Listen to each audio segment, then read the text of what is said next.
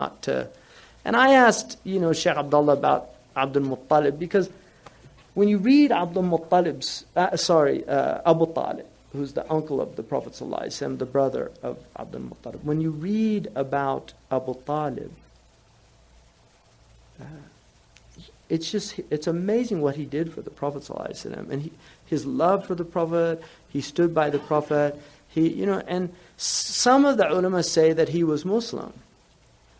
Malal Ainain, one of the great Mauritanian scholars, wrote a book arguing that he was. There is a tradition that says Al-Abbas heard him say the Shahada on the deathbed, but the Prophet didn't hear it.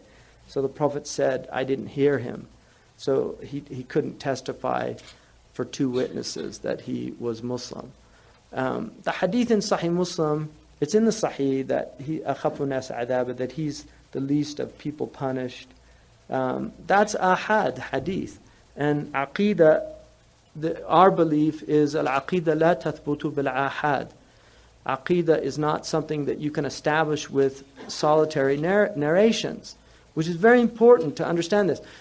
Ibn Taymiyyah and the in the Salafi tradition, they do establish aqidah with ahad.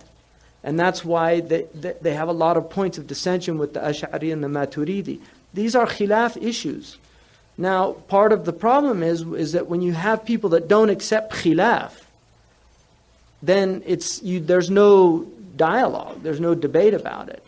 But our tradition demands that we accept khilaf. If there's a khilaf about an issue, then you can't say this or that. It's not mujma' alayh. So I asked Shaykh Abdullah, he just said tawaqquf. For him, I don't want to say either or. But his position is ahad do not establish aqidah. And to say somebody's in hell is, with any certainty is very dangerous. So to say Abu Talib is in hell is just something Muslims should not, even if the hadith is sahih, it's a ahad hadith and it's a matter of aqidah. And so, be very careful about these things, because إِنَّكَ لَا تَهْدِي مَنْ أَحْبَبْتَ. Allah says that the Prophet loved Abu Talib. The Prophet ﷺ loved Abu Talib. That ayah came down about Abu Talib, that you do not guide who you love. وَلَكِنَّ اللَّهَ يَهْدِي مَنْ يَشَاءُ. Allah guides whomever He pleases. So, the best position is Allahu A'lam.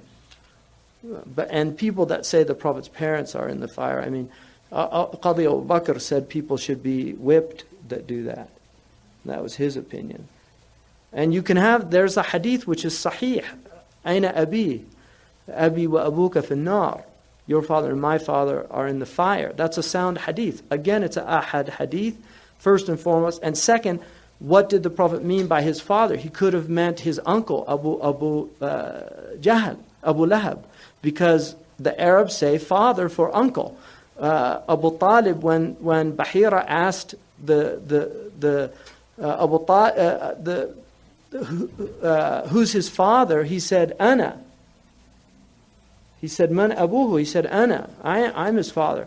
And he said, it doesn't seem that his father should be alive. He said, I'm his uncle. But he wasn't lying when he said that he was his father, because the Arabs called the uncle the father. So those type things are, they're just better left alone. But our belief is that the Prophet's parents are saved. That's the dominant opinion, that they're saved.